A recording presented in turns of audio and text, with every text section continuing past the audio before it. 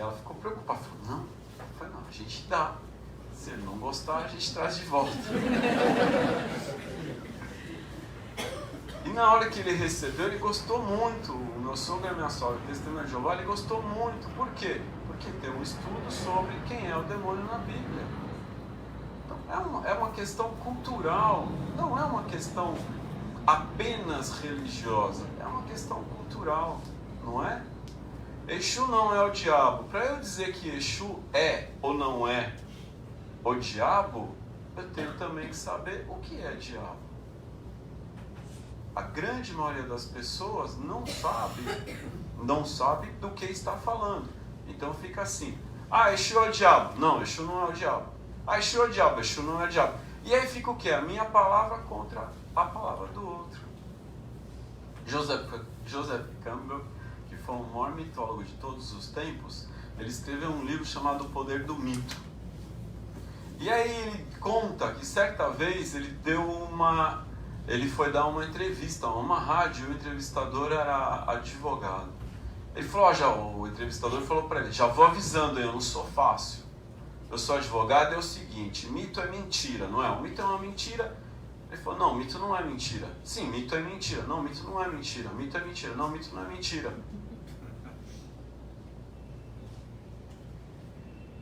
O mito é uma metáfora, não é uma mentira. Metáfora é mentira. Não, metáfora não é mentira. Você pode dizer, fulano corre como uma lebre. É uma metáfora, não estou dizendo que ele é uma lebre. Estou fazendo uma metáfora.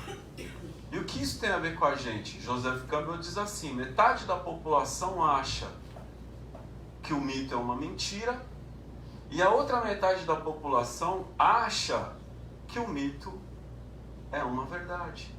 Então pegamos, por exemplo, o mito de Adão e Eva, que é um mito. Metade da população acha que é um fato histórico e a outra metade acha que é uma mentira. Não entende que é uma metáfora. Então, quando a gente fala de fatos teológicos, questões doutrinárias e religiosas, muitas vezes estamos falando de metáforas. Estamos falando de questões simbólicas. E, especificamente, se é algo fundamentado ou baseado num texto, esse texto deve estar contextualizado. Foi escrito como, quando e onde, para quem? Em que época, em que contexto? Estamos falando do quê? Da Bíblia? Muito bem, o que é Bíblia? A palavra Bíblia quer dizer livro. A Bíblia é um conjunto de livros que se divide principalmente entre Novo Testamento e Velho Testamento. Tanto o Novo Testamento quanto o Velho Testamento são conjuntos de livros. No Velho Testamento, que foi escrito por muitas pessoas em tempos diversos, em lugares diversos, com objetivos diversos, ali, então a gente tem, por exemplo, os 5 primeiros livros chamados Pentateuco, que é o Torá. É o livro sagrado do judaísmo, a Torá. Então aquele conhecimento que está no Pentateuco, Gênesis, Êxodo, Levíticos, Números, Deuteronômio, aquele conhecimento que está ali é um conhecimento acerca de valores, de cultura e de religiosidade judaica. Depois teremos Novo Testamento, um conjunto de valores, de conhecimento, de cultura cristã. Por que está junto ali? Porque Jesus era judeu. Manter o Velho Testamento é dizer, isso aqui tem uma origem, isso aqui tem um lastro. Mas agora no Novo Testamento, nós temos um outro olhar. E é um outro olhar tão outro, mas tão outro e tão outro, que quando fala de Deus, por exemplo, parece que estamos falando de outra coisa. Porque no Velho Testamento Deus é duro, Deus é rígido. A lei do Velho Testamento chama-se lei de talião. É olho por olho e dente por dente. A lei do Novo Testamento é a lei do amor, a lei de Jesus. Se te bate numa face, dê a outra. A lei do Velho Testamento diz, apedrejem a mulher adúltera. Cristo diz, ataque pedras. A primeira pedra é quem não tem pecado. O Velho Testamento diz, guarda o sábado. No Novo Testamento, Jesus diz, o sábado foi feito para o homem e não o homem para o sábado. No Velho Testamento diz, cuidado com o que você come, há coisas que você não pode comer. Jesus diz, mais vale o que sai da boca do que o que entra. Então Jesus está indo contra algumas questões, em detrimento de outras e de valores. Se nem Deus se mostra da mesma maneira no Novo e no Velho Testamento, que dirá o diabo? O que sabemos de Deus? De Deus mesmo sabemos muito pouca coisa, porque a gente acha que sabe. Quando você é criança, pergunta ao seu pai ou à sua mãe, geralmente a mãe, quem é Deus? Você é muito criança para entender o seu universo. O que existe no seu universo? Papai, mamãe, irmãos e, quando muito, a escolinha, alguns amiguinhos. Então, para os pais explicar a uma criança o que é Deus, precisa usar elementos desse universo. E aí vai dizer, Deus é um papai que está no céu. A gente cresce e continua com aquele mesmo modelo. Pior, a gente se relaciona com ele e imagina ele ainda sendo um papai que está no céu. E o diabo é o inimigo do papai.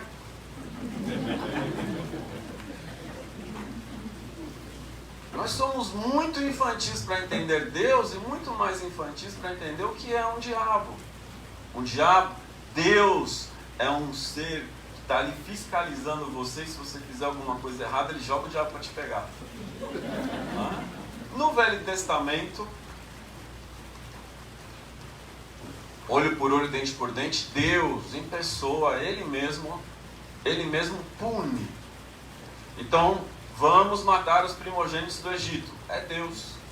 Vamos jogar pragas no Egito. É Deus. Fez alguma coisa errada. É Deus.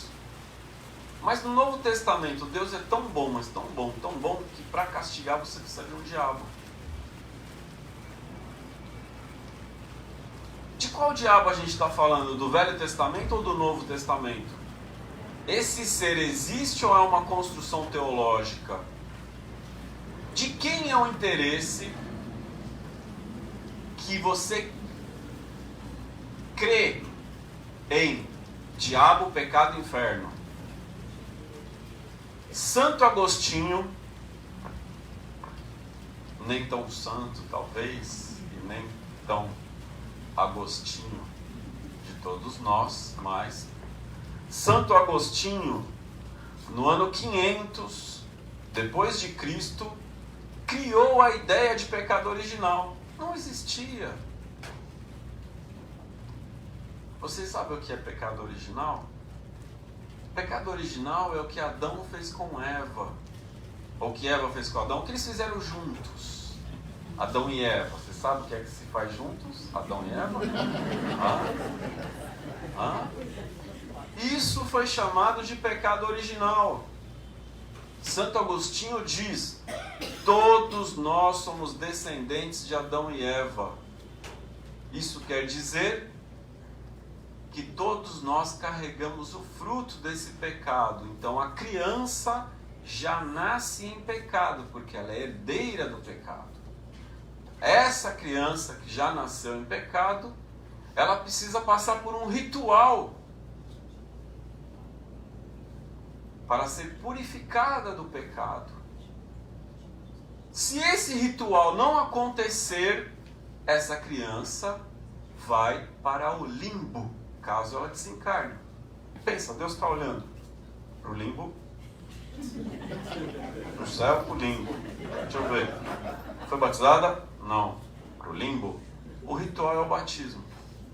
Mas é uma coisa tão contraditória que Jesus não poderia ter dito que o reino pertence às crianças. Ele deveria ter dito, o reino pertence às crianças batizadas. Mas ele não diz por quê? Porque o ritual de batizado no tempo de Cristo era uma iniciação e não um ritual para crianças. Não era uma rotulação religiosa. Porque o ritual de batismo é uma rotulação. Católico, católico, católico, católico, católico. Nunca foi à igreja. Católico, católico, católico. Só vou no casamento. Católico, católico, católico. não gosto católico, não acredito católico, mas você foi batizado, então você é católico. Então isso faz parte de uma estrutura de medo. Uma criança nasce, alguém mais antigo, uma avó, um avô diz, já batizou? Já batizou? Se você vem da igreja católica, você deve batizar, porque senão está em pecado. Se você é espírita, então você entende que nada disso serve para nada, o ritual não serve para nada, não tem inferno, não tem nada, enfim. Mas existem as trevas, e as trevas são muito parecidas com o inferno, e não tem pecado, mas tem karma. E nesse espiritismo brasileiro, o seu karma tem o mesmo peso do pecado, as trevas têm o mesmo peso do inferno, e os obsessores te perturbam tanto quanto o diabo. E a gente fica na mesma. Com medo. Do que, afinal? Quem é esse tinhoso? Quem é o capiroto?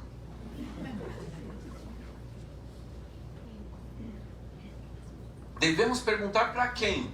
Para o senso comum? O senso comum diz que toda vez que você tem uma vontade que não é boa, é o diabo. Isso diz o senso comum. Em algumas igrejas você será exorcizado. Há receitas antigas. Algumas receitas antigas dizem assim: o Deus do outro é diabo. Só o meu Deus é Deus. Então o Deus do outro é diabo. Isso é uma receita bíblica. E aí a gente começa a procurar entender. Mas quem é o diabo no Velho Testamento? Voltando à pergunta, nem Deus a gente sabe. Porque em Gênesis... Estão me bem? Está muito prolixo esse negócio. Está muito técnico. Olha só. Em Gênesis, metade do texto original em hebraico, em Gênesis, metade do texto, Deus é chamado de Elohim. Na outra metade, Deus é chamado de Yod, He, Vav, He, 4 letras que o judeu não pronuncia, o ortodoxo. Então ele chama de Adonai, quer dizer o Senhor. Mas os católicos traduziram para Javé. Então metade do texto é javista, outra metade é elohista. Mas naquela parte em que Moisés fala com Deus na sarça ardente, Moisés pergunta: quem é o Senhor? Qual é o seu nome? E ali, depois, lá mesmo, ele vai dizer: eu sou Yod, He, Vav, He. E ele fala assim: eu sou o mesmo Deus de Abraão, Isaac e Jacó. Mas para eles, Abraão, Isaac e Jacó, eu me apresentei como El Shaddai. O nome de Deus. Por que se chama anjo Gabriel? Porque ele trabalha para El. Por que se chama Miguel? Porque ele trabalha para El. Por que se chama Rafael? Porque ele trabalha para El. El é Deus, não tem dúvida. Rafael, a cura de Deus. E Israel é aquele que brigou com Deus, Israel. Então o nome de Deus é El. Se o nome de Deus é El, quem é Javé? Se ele é El Shaddai, quem é Javé? Quem é Elohim? Então, se a gente fizer um estudo sobre as línguas, se a gente fizer um estudo sobre as culturas, a gente vai entender que, olha só essa movimentação dos semitas, que mais tarde vão se chamar judeus. Olha a movimentação deles. Saíram do Egito com um homem chamado Moisés, ou Moshe. Esse homem, ele é um semita, criado como egípcio ao lado do príncipe. Ele foge do Egito e vai morar muito tempo com Jetro, o seu sogro, que é praticamente um tipo de um xamã, um sacerdote assim. Isso a gente pode chamar de sincretismo. Ele leva o seu povo do Egito. Esse mesmo povo, muito tempo depois, vai ser exilado na Babilônia. A Babilônia é um centro de poder e cultura. Esse povo que está na Babilônia, e é lá na Babilônia, então que eles vão organizar os textos, porque os textos sagrados vão dar uma identidade a esse povo que é semita e que no futuro vai ser chamado de judeu, em função de que das 12 tribos, a tribo de Judá é politicamente mais forte, por isso eles serão os judeus. Esses judeus que saem da Babilônia, eles começam a organizar os textos sagrados. Esses textos sagrados têm influência da cultura sumeriana, da cultura babilônia, da cultura fenícia e vai ter influência da cultura persa, mais tardiamente, porque é Ciro, o persa, que liberta eles da Babilônia. Então, esses textos que nós estamos falando aqui, de Gênesis, principalmente do Pentateuco, partes desses textos vieram de outras culturas, aonde em cada região havia Deus ou deuses de nomes diferentes. E agora todos eles vão ganhar uma grande identidade, o Deus único. Mas originariamente não era assim. Se nem sobre Deus não há um consenso, que dirá sobre o diabo? Mas o que é o diabo nesse período de semita, da cultura judaica, do Velho Testamento? O que é o diabo? Quando Moisés desce com a pedra da lei, os semitas que estão aguardando acharam que ele demorou muito. Como ele demorou muito, eles criaram um velocino de ouro, ou seja, um ídolo de ouro, eles estão rezando. Moisés teve um peti. Ele teve um peti porque ele quebrou a pedra da lei. Ele ficou irado. Ele quebrou a pedra da lei, teve um peti terrível. Por quê? Porque o velocino de ouro é diabo. Porque não é o meu Deus. Quando não é o meu Deus, não é Deus, é diabo. E embora haja um mandamento assim, não matarás, no dia seguinte Moisés manda matar todo mundo que não cultua o meu Deus. Então você não matarás ninguém que acredita no meu Deus. Os outros você pode matar. Porque na sequência de textos da Bíblia, especificamente em Reis, há várias passagens que mandam matar. Matem os adoradores de Baal. O que quer dizer Baal? Em aramaico, Baal quer dizer o Senhor. Mas não é hebraico, é aramaico. É a língua falada na Babilônia. É a língua falada na Baal, Bilônia, na cidade de Baal. Então aquele Deus não pode ser bom, ele é um demônio. E aí a gente começa a observar nos textos bíblicos.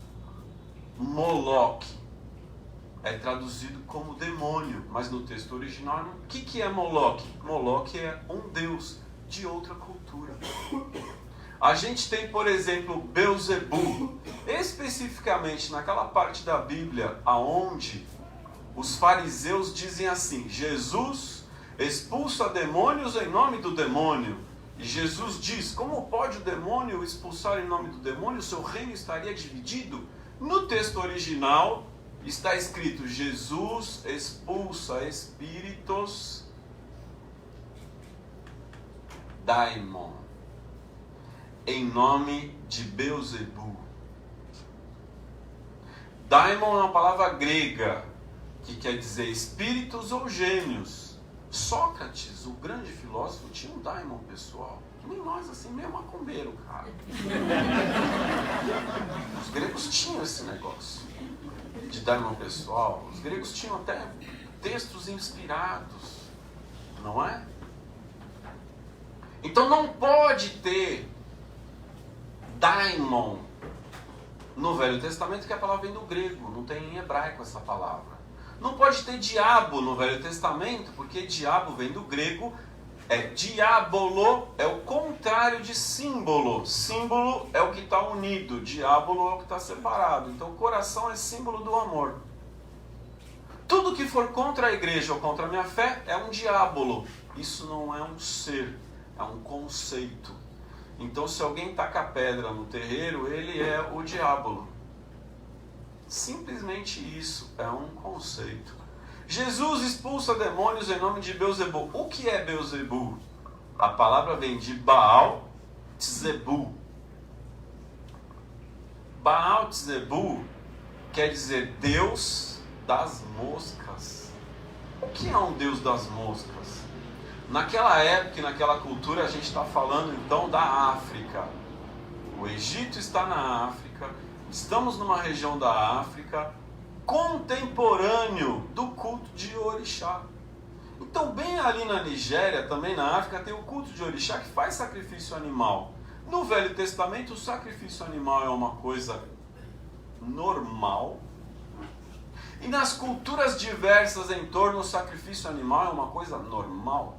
Então as pessoas fazem sacrifício animal aos seus deuses em céu aberto. Se ninguém está cuidando do altar, se ninguém limpa o altar, se ninguém zela por aquele altar, então aquele altar fica cheio de mosca. E você diz, que Deus é aquele? Das moscas. É uma forma jocosa de se referir ao Deus do outro. Então Beelzebu não é demônio. Olha que coisa interessante. Você não pode servir a dois deuses. Você não pode servir a Deus e ao demônio. No original está escrito assim: você não pode servir a Deus e a Mamon. Eu já vi filmes, já vi um filme na televisão de bruxas, e elas faziam um ritual para evocar o diabo Mamon. Só que Mamon, no sentido literal, é dinheiro. Então quer dizer, você não pode servir a Deus e ao dinheiro. Mamon não é diabo. Há uma passagem bíblica.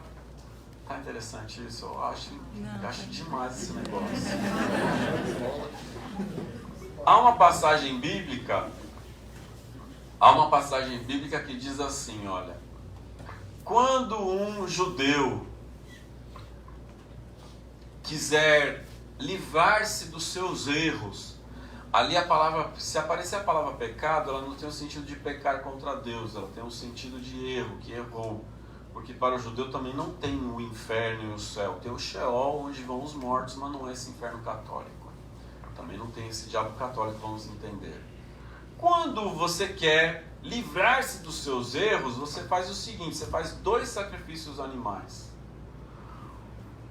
Podem ser 2 bodes. Um bode você oferece a Deus, e o outro bode você oferece ao anjo do deserto. O nome dele é Azazel. Azazel. Então ele trabalha para ela. Esse bode que vai ser entregue para Azazel, você pega a orelha dele, chega bem pertinho da orelha do bode, e ali nasce a ideia de se confessar.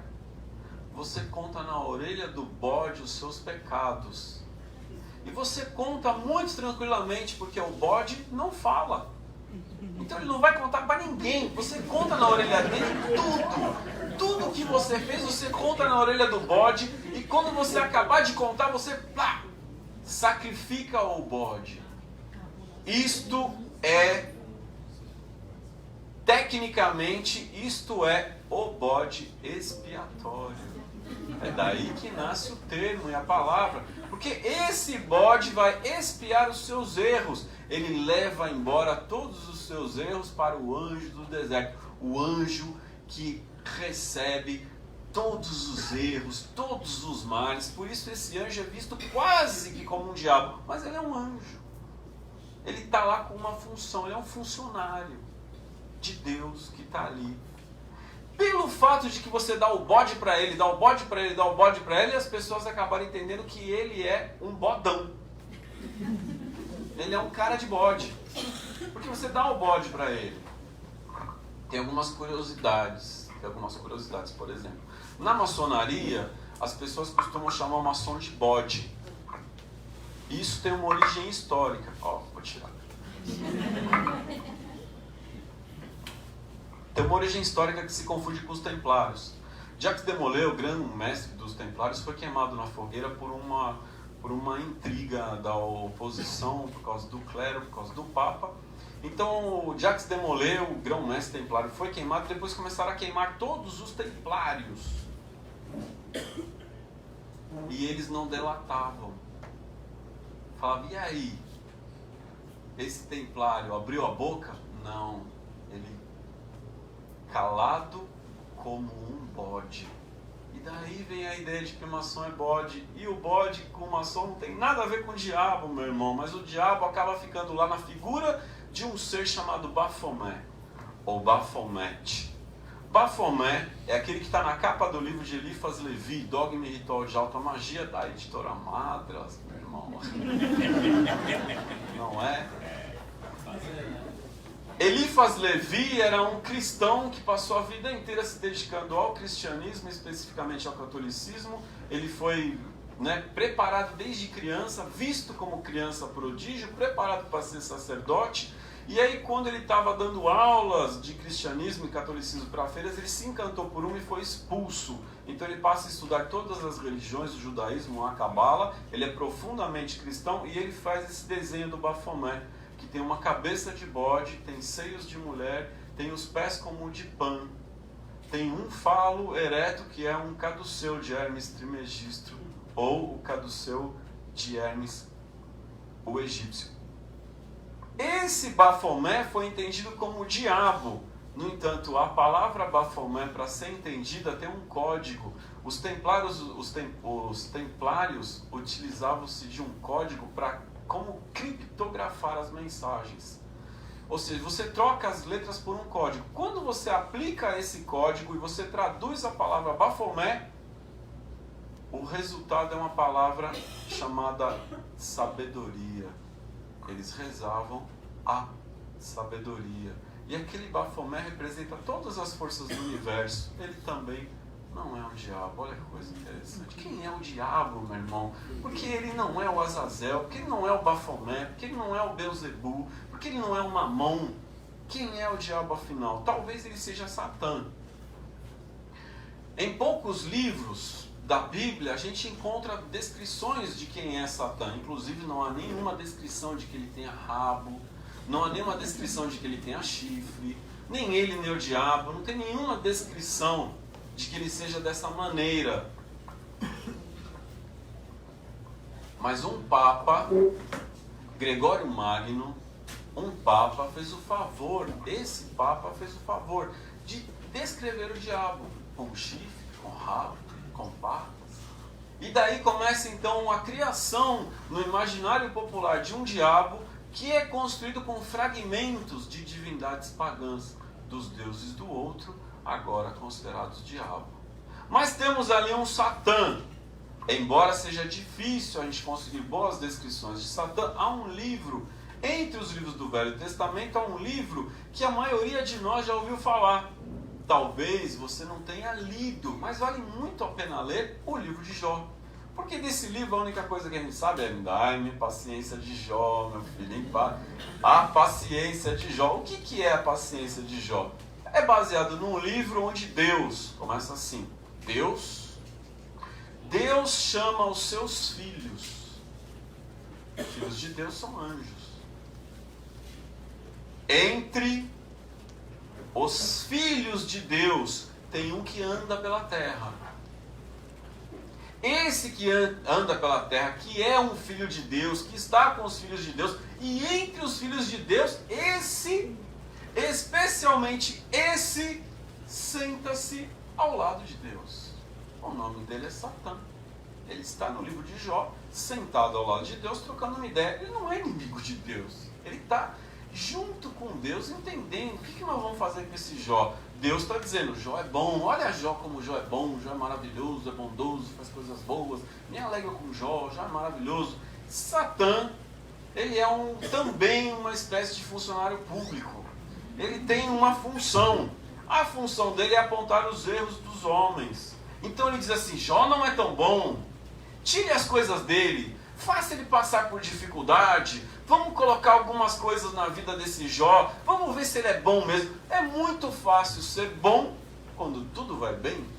Agora, quando as coisas não vão bem, será que Jó é bom mesmo? Então só vamos saber se Jó, Deus, meu Pai, só vamos saber se Jó é bom se as coisas começarem a dar ruim para ele. Que tal a gente fazer dar ruim para ele? Vamos fazer dar ruim para ele? Esse é Satã. Ele é inimigo de Deus? Não. Ele é inimigo de Jó? Não. Ele é inimigo da humanidade? Não. Ele só está testando. Ele só está avaliando. E aí, as coisas começam a dar ruim para o Jó. O livro de Jó mostra uma coisa muito interessante. Ele tem um ensinamento muito interessante. Diz assim: coisas ruins também acontecem para pessoas boas. É muito importante a gente saber disso no nosso coração. Os amigos de Jó estão dizendo: Jó, se está dando ruim na sua vida, alguma coisa errada você fez. Então é bom a gente saber que esse negócio de lei de ação e reação, muito antes de Kardec, no judaísmo já se falava sobre isso. Não é novidade. Mas o livro de Jó mostra que nem tudo é ação e reação na vida. Inclusive Jesus, quando está crucificado, tem um ladrão à direita e um à esquerda. A gente só conhece da direita, que é São Dimas.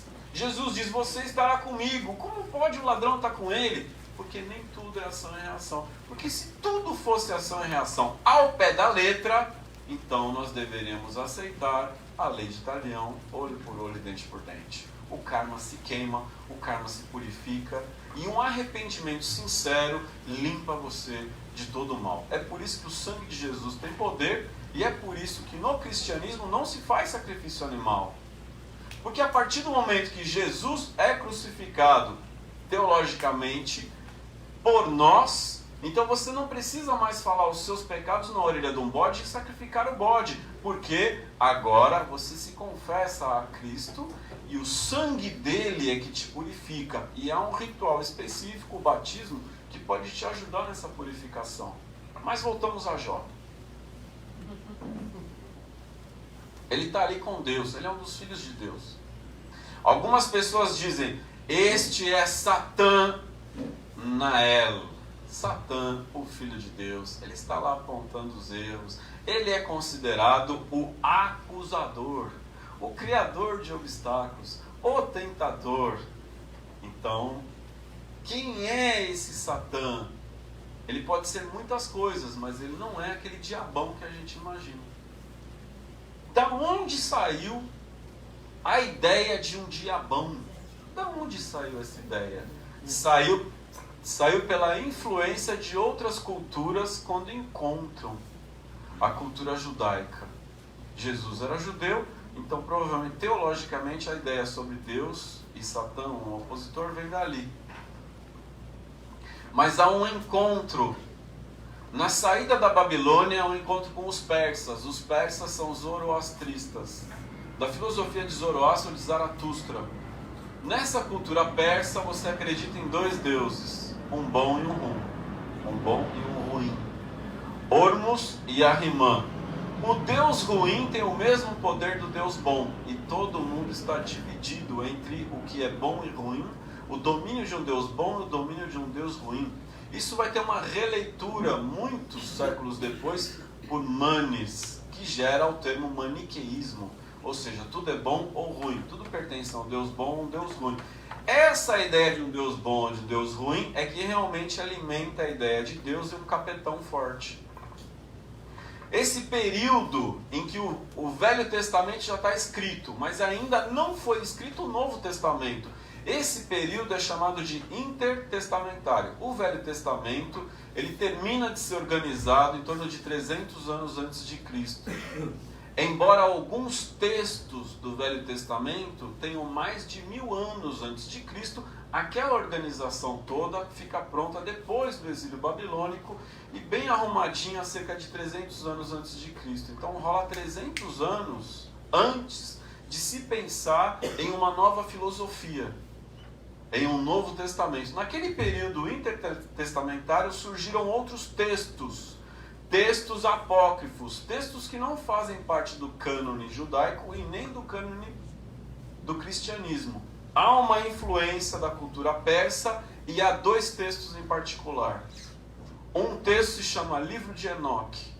Não é aceito no Velho Testamento nem no Novo, mas é um livro que inspirou judeus e cristãos a pensar sobre o diabo como um anjo caído.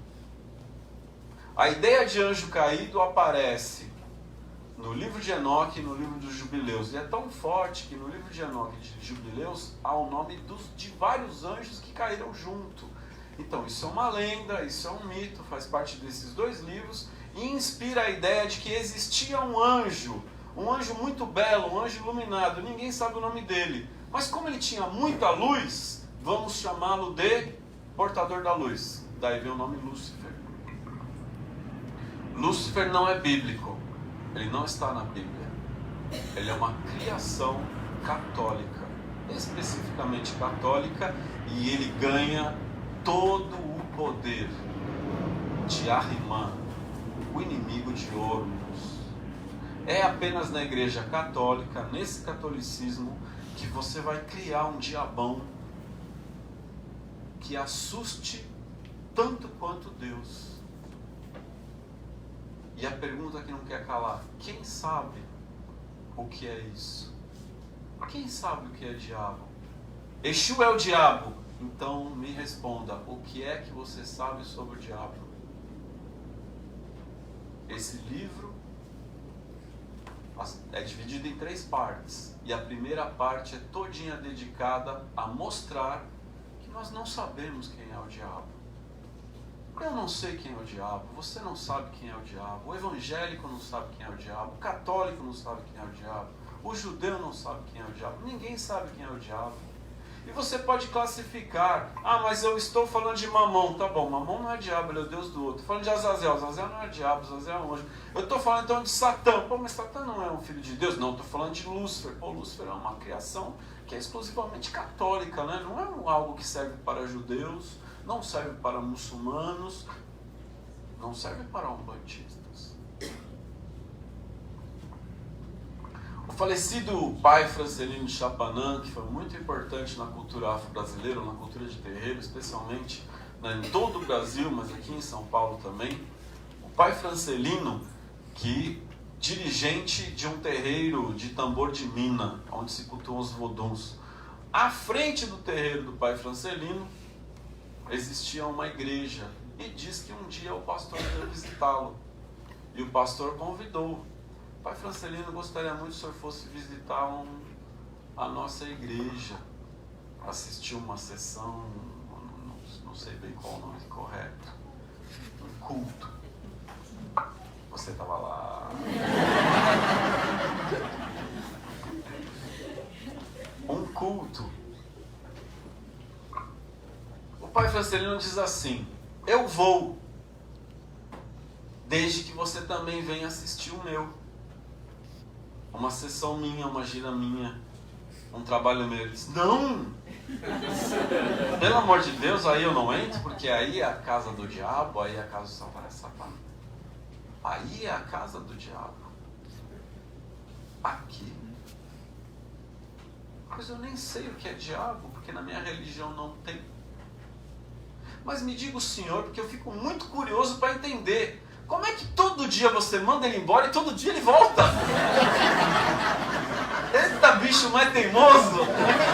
Todo dia você manda ele embora e todo dia ele volta. Esse diabo, eu queria entender o que é isso. Então nós temos muitos diabolos, muitos daimons, nós temos muitos satãs, particulares e coletivos. Eu tenho o meu diabo pessoal, mas o que são as minhas trevas pessoais? A minha sombra. No momento que eu começo a crer que todas as vontades minhas, que eu não sei lidar, são de responsabilidade de um outro, eu começo a fazer uma separação do meu eu. E eu começo a demonizar uma parte minha que eu não vou conseguir matar, porque sou eu, faz parte do meu ego. Como eu vou matar o meu ego? Como eu vou matar os meus desejos? E pior ainda, quem aqui já fez algum regime maluco, assim, tipo, não come mais carboidrato, não come mais carne? De restrição, quem já fez regime de restrição? Não come mais doce, levanta a mão, quem já fez? Vou parar o doce, hein? Existe uma questão neurológica que é estudado a fundo por nutricionistas, por nutrólogos, por médicos, por cientistas, uma questão crucial que todo tipo de restrição que você se autoimpõe gera uma vontade maior ainda daquilo. Quanto mais você deixa de comer doce, mais doce você quer. Quanto mais regime restritivo você faz, vem aquele efeito sanfona. Depois muito mais você vai querer. Então quando você está dentro de uma filosofia religiosa que restringe os seus desejos e diz que esses desejos não são seus, né? Que isso é do diabo, então temos um problema com a personalidade, temos um problema com a identidade, temos um problema com a integridade de um ser que está tentando se dividir para dizer: eu sou só luz, trevas não sou eu, trevas é o diabo. Mas nós somos luz e trevas. Nós somos luz e sombra. Por quê? Porque o bem e o mal é um conceito humano.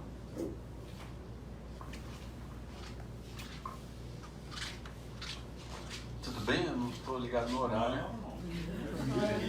Prometo que nunca mais vocês vão ver. Eu vou falar disso. Vocês esquecem.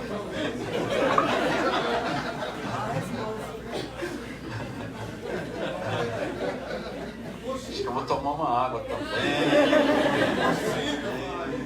Sabe pra mim? Vamos falar de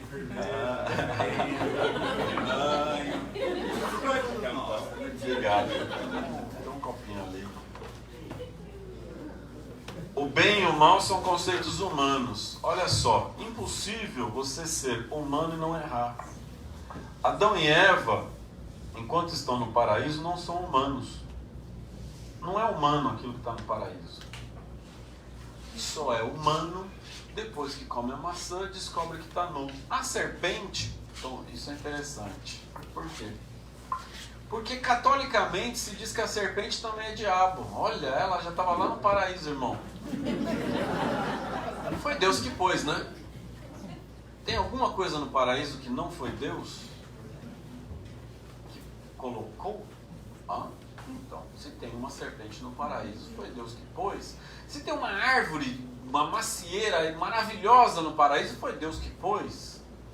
Se Adão e Eva são puros, eles são como criança. Quem tem filhos aqui? Levanta a mão. Quem tem filhos? Então olha só, se você fala para o seu filho, você diga para o seu filho: tá vendo aquela água? Não beba. Ele consegue pensar em outra coisa na vida? Tá vendo aquela água maravilhosa, deliciosa que está ali? Olha que água. Então, daquela você... Se não fosse para comer da maçã, era simples, bastaria não ter um pé de maçã no paraíso, irmão. Então, se tem um pé de maçã no paraíso, se Deus fala não coma da maçã, é porque pela psicologia inversa, Ele quer que coma. Ele criou Adão e Eva para comer dessa maçã. E Ele colocou a serpentinha lá para falar: vinha.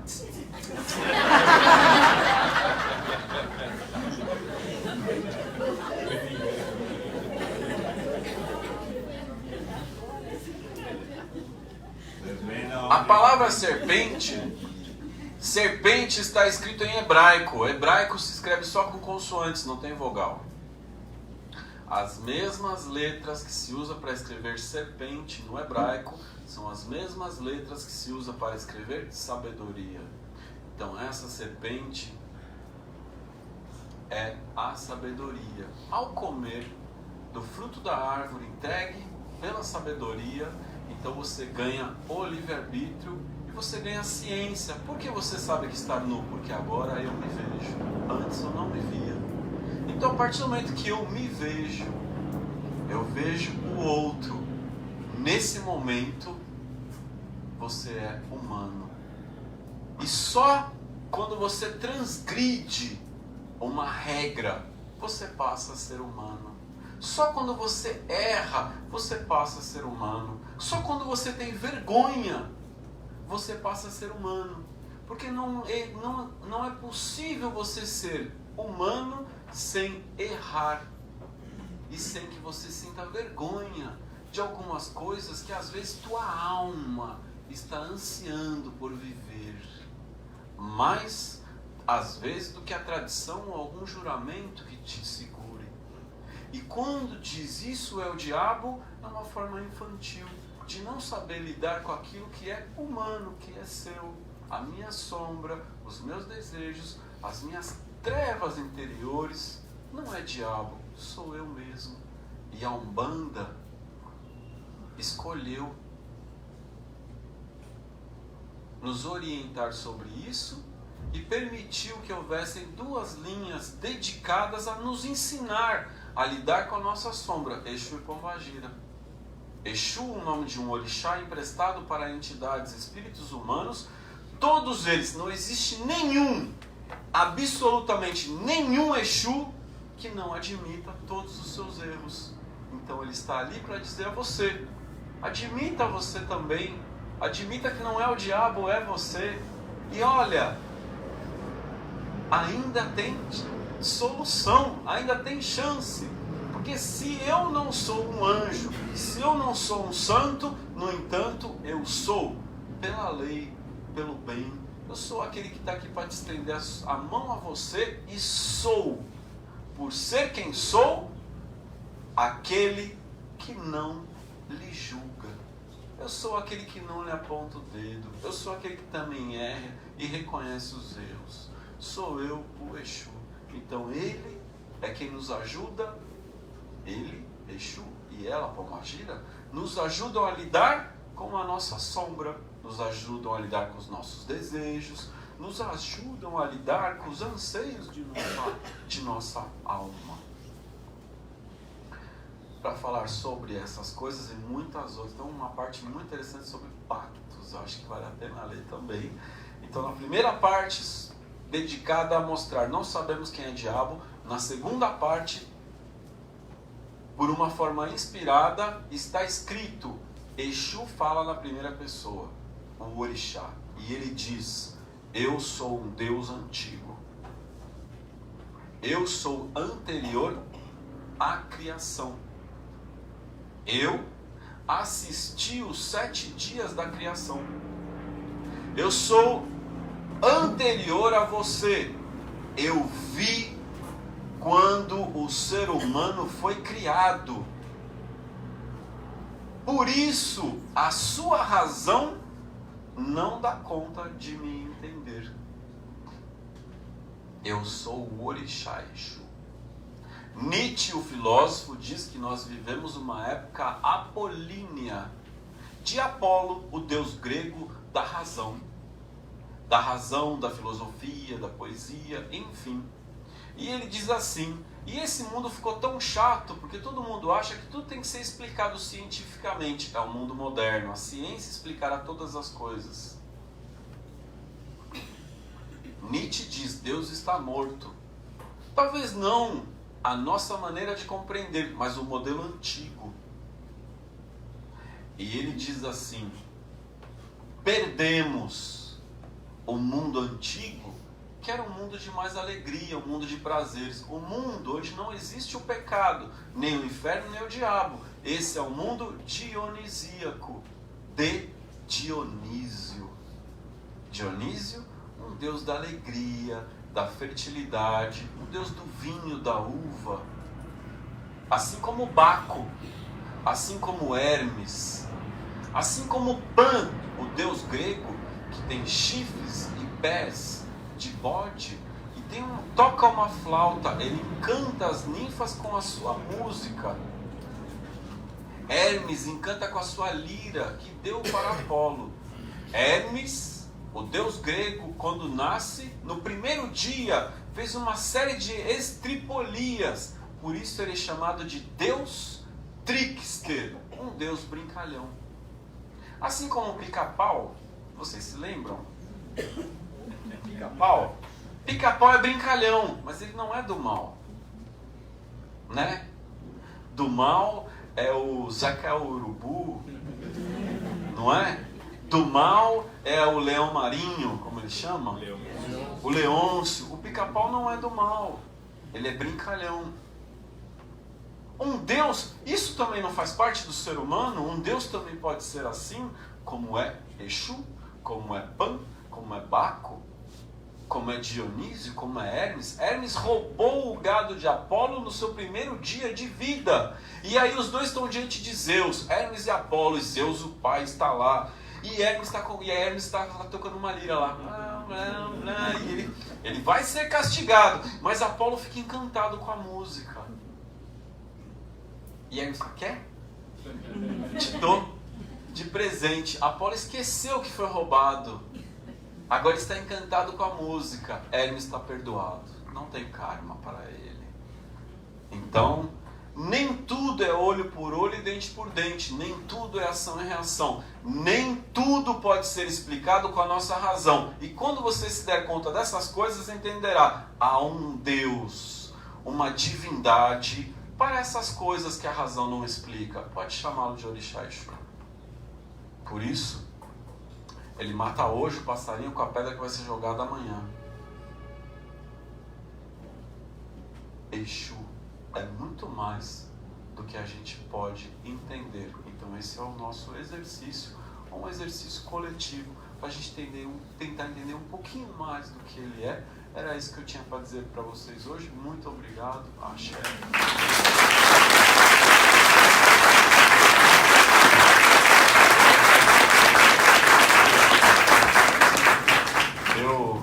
Eu gosto muito de responder pergunta.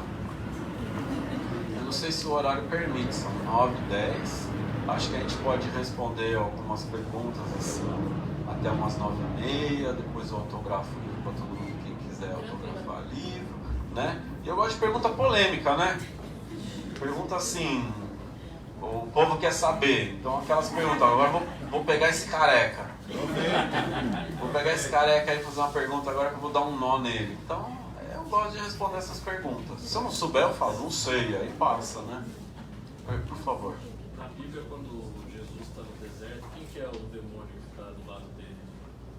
Na Bíblia, Jesus, quando está no deserto, quem é o demônio, o diabo que está ao lado dele? Ninguém sabe, irmão, porque ele estava sozinho no deserto. Não tinha ninguém com ele, né? Provavelmente ele contou que alguém estava lá com ele. Então, pela construção do texto, quem está com ele é um tentador. Está tentando ele. Oi? É um tentador que está tentando ele. Então, depende de quem está olhando, de qual olhar, né? Pode ser o Satanael, pode ser a própria sombra de Jesus, porque ele fica 40 dias no deserto se preparando para a missão.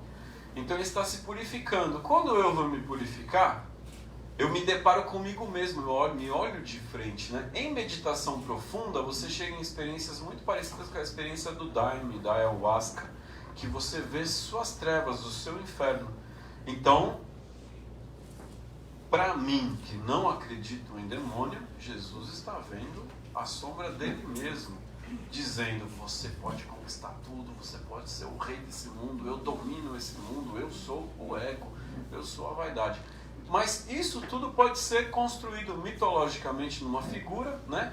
E mesmo que a gente diga diabo não existe, eu posso dizer que existe um inconsciente coletivo para isso. Eu posso dizer que há o oposto dos tronos de Deus, que são os tronos opostos. E eu posso pegar um livro chamado Guardião das Sete Encruzilhadas. E o Guardião das Sete Encruzilhadas, ele diz que desceu o mais abaixo que é possível a um humano. E quando ele chegou lá, mas lá, no mais fundo e mais abaixo de tudo, ele viu Lúcifer. E quando ele vê Lúcifer, ele descobre alguém que ama a Deus. E Lúcifer, de forma metafórica, simbólica ou não, ali Lúcifer está dizendo, Senhor, por quê?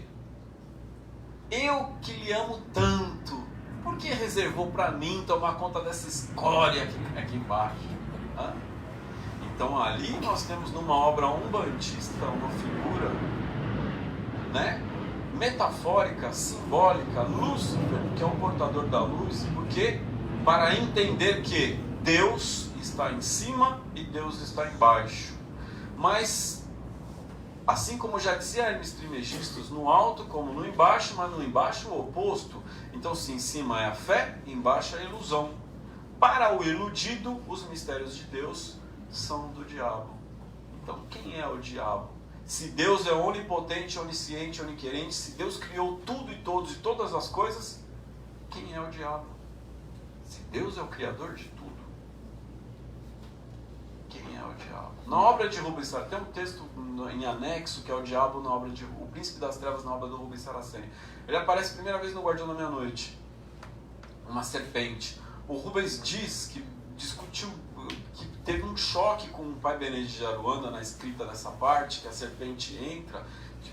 Que é isso, né? Uma serpente negra entra, e o Rubens conta, não no livro, contou pra gente, conta que o pai Benedito falou: filho, tem coisas que não tem como a gente descrever. Então eu estou usando a linguagem que é possível dizer alguma coisa que aconteceu lá que eu não sei como descrever para você. Está aqui, é o que é possível escrever, é o que está aqui. Então, né?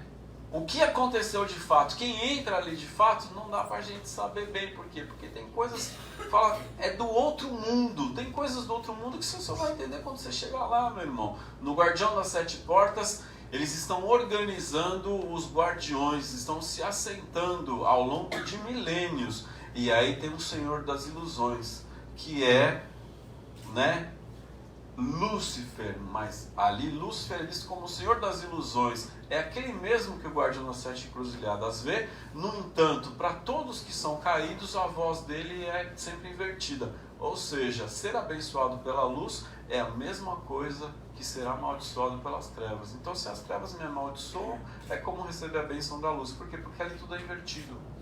E quando é invertido, eu caio no mundo da ilusão, no mundo do que é invertido. Quem é Deus agora? Quem é o diabo? Por isso, o que nós sabemos dessas coisas todas, além de reflexões? Agora, que eu entenda, minhas vontades são minhas. Eu devo aprender a me resolver com elas. Esse é um ponto muito importante, né? Mas dali, do deserto, nasce a ideia de pacto. O pacto é um negócio cristão. Olha que coisa interessante. Ficou muito... O pacto... Jesus não aceita o pacto. Mas a partir do momento que a proposta de fazer um pacto existe, é muito tentador a todos os outros que gostariam de ter o pacto. Então tem o livro Fausto de Goethe, que é um dos livros mais famosos sobre pacto, em que Fausto faz um pacto com um diabo chamado Mefistófeles. Esse livro é baseado numa história verdadeira de um homem que foi considerado um alquimista, que ficou muito rico, muito milionário, muito famoso, e diz que morreu muito cedo. E daí vem a ideia de que é possível fazer um pacto, mas você morre cedo porque o diabo vem cobrar a tua alma. É cristão. O pacto é um conceito cristão. Por que é muito interessante essa ideia de pacto? Olha só, Robert Johnson, o pai do blues, o homem que escreveu Crossroads, que quer dizer encruzilhada, ele canta: eu fui à encruzilhada e me dobrei os joelhos. Lá na encruzilhada ele apareceu o capeta. Robert Johnson, ele é um negro nos Estados Unidos, cantando o blues da encruzilhada, e diz a lenda, ele mesmo nas letras diz que fez um pacto com o diabo. E aí temos um filme chamado Crossroads, onde aquele rapaz que tinha feito Karate Kid, como ele chama? O Daniel... Oi? O ator? Esse. Ralph Macchio fez um filme chamado Crossroads, que conta a vida do Robert Johnson e mostra Robert Johnson na encruzilhada para fazer o pacto com o diabo. Quem vem? Quem aparece no filme? Legba. Quem é Legba? Elegba é Elebará, Elegba, Lebá, Exu. Olha que interessante, pacto é uma coisa cristã. Devia aparecer o diabo cristão, mas quem aparece é Legba, por quê? Porque ele é negro. Quem é o diabo do negro? É o Legba. Isso sim. E aí começa a se construir um sincretismo entre o diabo e o Exu. Exu não é diabo, não é, mas quem é o diabo? O diabo é isso. E Exu? Exu é uma divindade na Goiorubá. Quando os cristãos chegam na África, eles começam a dizer: Esse Exu, ele é um Príapo, esse Exu é um Dionísio, esse Exu é um Baco, esse Exu nu, pelado, rindo, de valelé, ereto, só pode ser o Tinhoso. Então, na obra de Pierre Verger, no livro Orixás, que é da editora Currupio e que agora me parece está sendo publicado pela editora do acervo lá de Pierre Verger, na Bahia, e no outro livro, Notas sobre o culto de Orixás e Voduns, da EDUSP, Pierre Verger coletou as impressões e os textos dos primeiros padres que chegam na África e começam a fazer a demonização de Exu. Mais tardiamente, na própria Nigéria, existe uma igreja católica, uma igreja cristã na Nigéria, e um tradutor da Bíblia fez o favor, um nigeriano fez o favor de traduzir a Bíblia para a língua Yorubá. E onde está diabo, ele colocou o nome Exu. Se você entrar no Google, colocar diabo e pedir para traduzir para o Yorubá, vai aparecer a palavra Exu. Parabéns. Demonização. Então, é isso. Eu já nem lembro que pergunta me fizeram. Do deserto, né, irmão? Primeiramente, eu achei a sua exposição maravilhosa, rica, filosófica, que consegue entrelaçar vários conhecimentos para compor esse espectro que é tão interessante para nós. Mas, fico até com medo, irmão. Porém, Entendendo tudo isso, eu tenho que te dizer que eu sou estudante novo da Umbanda, mas eu já estudei Cabala, eu estudo ainda um pouco de Cabala. Acho ótimo. E estudei durante um período grande o Espiritismo. Na Cabala, a gente entende que a gente tem uma coisa chamada opositor. A gente tem um opositor. O opositor é nosso. E o que é o opositor? São os nossos demônios, ou seja, as nossas dificuldades de lidar com aquilo que está dentro de nós. E essas dificuldades é que fazem a gente cometer os nossos erros. E por que então nós estamos aqui? Para nós conseguirmos afastar da mente do sagrado, fazer a nossa elevação sozinho e ter o nosso merecimento, através do nosso esforço próprio, alcançar o nosso estado de elevação. E o que é estado de elevação? Consciência de quem nós somos, que vem do fruto, do conhecimento, enfim, toda aquela exposição que você fez que é perfeita. Por um outro lado, a gente também tem um entendimento que, tendo esses demônios e tendo que fazer as nossas correções, que não é um simplicismo de dizer eu estou cuidando do meu karma, não é kármico, é correção do que está ainda em construção, porque você é um ser em construção e diariamente você refaz essa construção. Esse é o que é considerado dentro dessas duas vertentes o demônio, o que está dentro de você. Eu queria que você então se encarregasse disso agora. Tranquilo, é muito interessante, né? A gente tem o judaísmo e podemos entender judaísmo povo, podemos entender judaísmo religião, que entre os próprios judeus e rabinos há uma discussão se judaísmo é mesmo uma religião ou se judaísmo é um povo. Ou se é um povo que tem uma religião que tem um povo, se são coisas separadas ou não. No entanto, a gente tem a prática ortodoxa do judaísmo e a gente tem a mística. A mística é todo o estudo do encontro com o sagrado dentro de você, uma leitura esotérica, uma leitura mágica, uma leitura simbólica do judaísmo. A mística do judaísmo se chama Cabala ou Cabalá, que é o que o irmão está falando. No Islã, a mística do Islã, mesma coisa, se chama sufismo. No cristianismo tem a gnose como uma mística cristã. Então, a mística já diz que não faz leitura literal de nada, sempre fará uma leitura interpretativa. A partir dessa leitura interpretativa, o diabo ou o opositor sou eu mesmo, né? Tudo aquilo que em mim está mal resolvido, que pode vir do meu pai, da minha mãe, ou da minha outra vida, da minha outra encarnação. Então, eu entendo exatamente assim também. Agora, de tudo isso, eu acho que o mais lindo e mais encantador é, olha que coisa rica. O judaísmo tem uma mística cabala. O Islã tem uma mística sufismo. O cristianismo ou o catolicismo tem uma mística gnose. E aí vem aquele texto do Pierre de Chardin, que diz religião é diferente de espiritualidade. Então temos religião, a religião prende, a espiritualidade liberta. A religião, né, é uma coisa fechada, a espiritualidade é uma coisa aberta. Então a cabala é uma espiritualidade.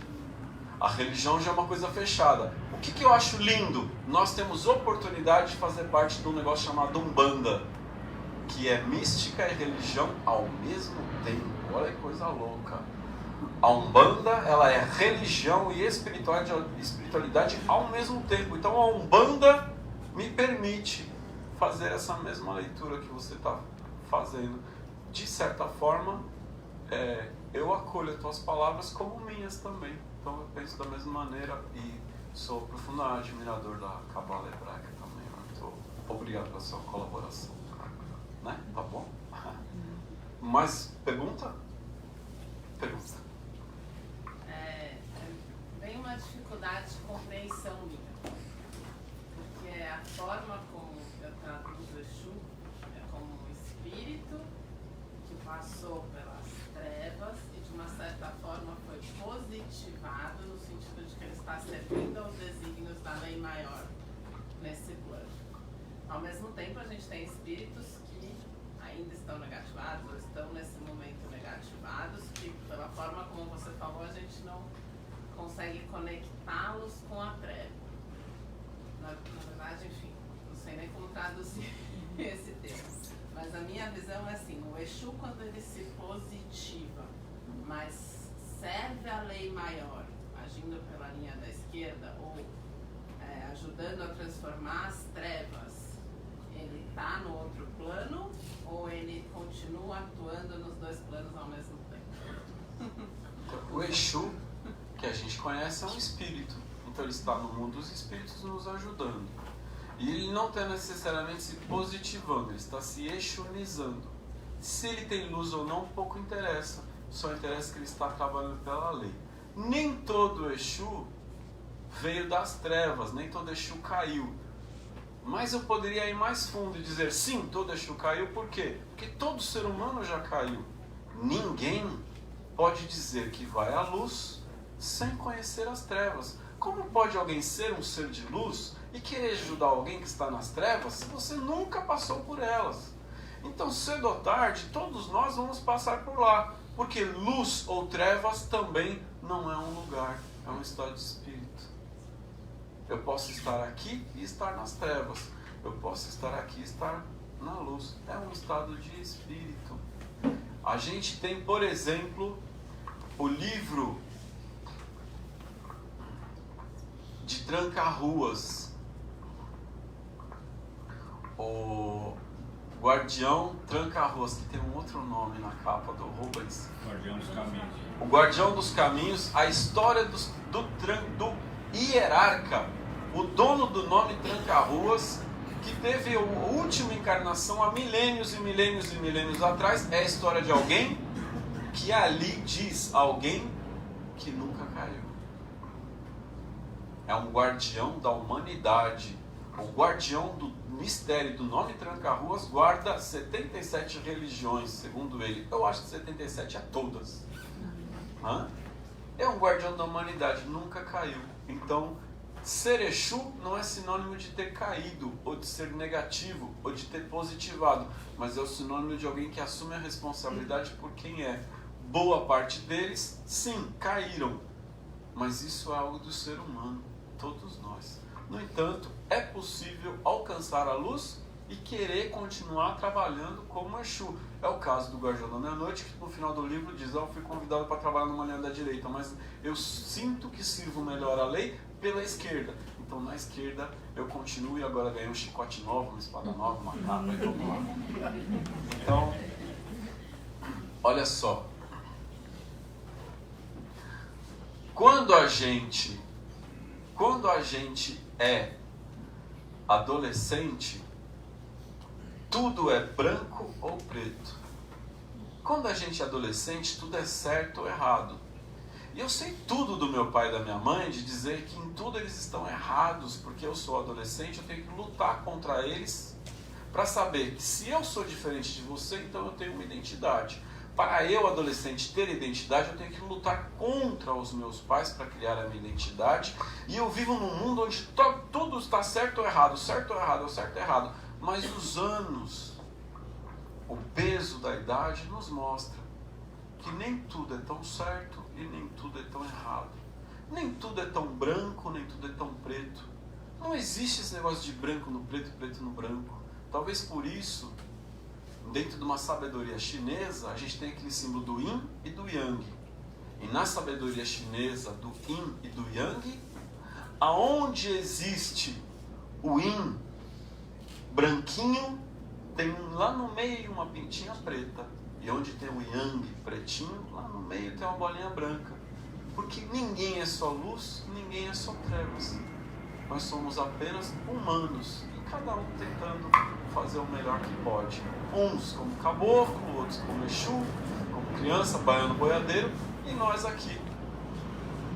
É possível que a gente já está com o emprego garantido, se a gente fizer o trabalho direitinho. Né? Porque se não tiver emprego na direita, tem na esquerda, tá tudo certo.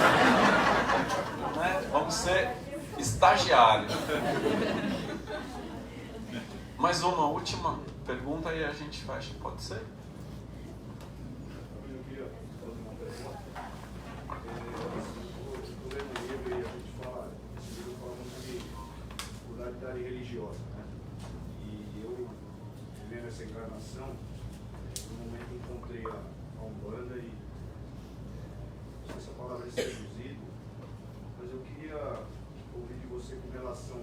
Teve momentos na humanidade em que nasceu em um determinado local não tinha escolha, né?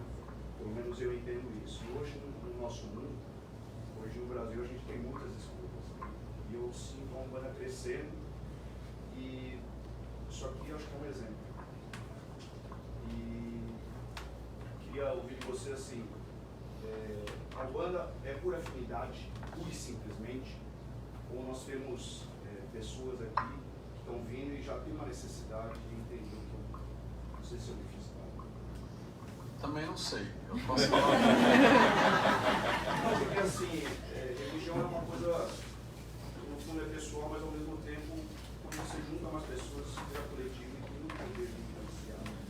E eu acho que a Umbanda hoje traz muito essa possibilidade. Tudo isso que está acontecendo, isso, livros, prática para isso.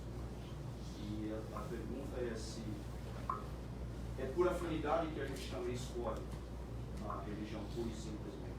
Não sei se eu me fiz claro.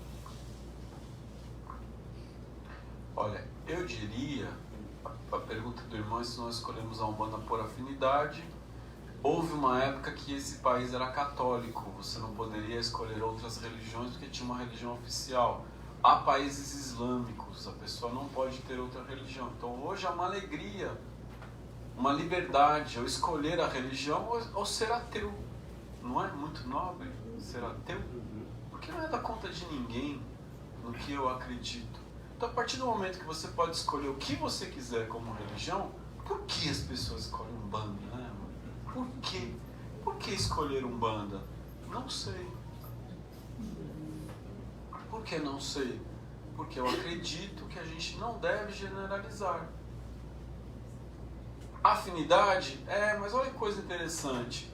Às vezes você tem um templo de Umbanda que todo mundo é muito sério. E sério, não de ter seriedade ou não ter sério, muito carrancudo, muito fechado. Você tem um outro terreiro de Umbanda, outro templo, em que todo mundo é muito jovem, muito solto. A turma desse não tem afinidade com a turma daquele. Você tem um templo de Umbanda que é mais espírita. Você tem outro templo de Umbanda que é mais afro. A turma daquele não tem afinidade com aquele. Mas em tudo tem algo comum chamado Umbanda. Na unidade e na diversidade nós temos as Umbandas, que é uma discussão tão chata, né? Mais chato que isso é só a gente chata que gosta de discutir. Qual é a melhor, qual é a certa, enfim, né? Então há uma certa afinidade com a Umbanda de alma, de algumas pessoas sentirem profundamente ligadas à Umbanda, inclusive antes de nascer. De sentir, nossa, isso aqui já era meu, né? Meu, precious, meu. Faz pouco tempo alguém me chamou de dono da Umbanda. Tão cedo, né? E eu aceitei. Acho ótimo, não é? É uma pena alguém não entender que a Umbanda é de todos nós. Todos nós somos donos dela, não é? E cada um faz o que pode. Alguns sentem isso, né? É tão minha, que é como se já fosse minha antes de ser tão minha. Como se eu estivesse lá, sempre lá. Mas nem todos têm esse mesmo sentimento. Nem todos têm certeza de estar aqui. Não é? Alguns nem vão ficar aqui. Daqui a um tempo vão para outra religião, né? Vão se encontrar em outras e está tudo bem. Na consulência, o Preto Velho não pergunta qual é a sua religião e não pede para se converter. Então, alguns, sim, por afinidade, alguns já estavam aqui, alguns antes de nascer já sente que já tinha alguma coisa, mas outros não tinham nada com isso e de repente tem tudo. Porque o mais forte que a gente tem chama-se livre-arbítrio. Mesmo que você não tenha nada com isso aqui, se houver uma grande identificação, você pode passar a ter tudo, porque é da tua liberdade querer estar aqui. Agora, ficar realmente é uma afinidade, né? Ficar, permanecer, né? É uma afinidade. Eu espero ter entendido um pouquinho a pergunta. Muito obrigado a todos. Eu acho que a gente vamos agradecer a Deus, Pai Criador de todos, Senhor maior, Senhor sempre, nossos pais e mães orixás, nossos guias, mestres e mentores. Eu agradeço aos orixás e aos mentores dessa casa, especialmente, carinhosamente, a Pai Vene de Aruanda. Agradeço aos dirigentes dessa casa, em nome do Pai Cláudio Ricomini. Meu queridão, muito obrigado. E a sua esposa, muito obrigado. Muito. Axé.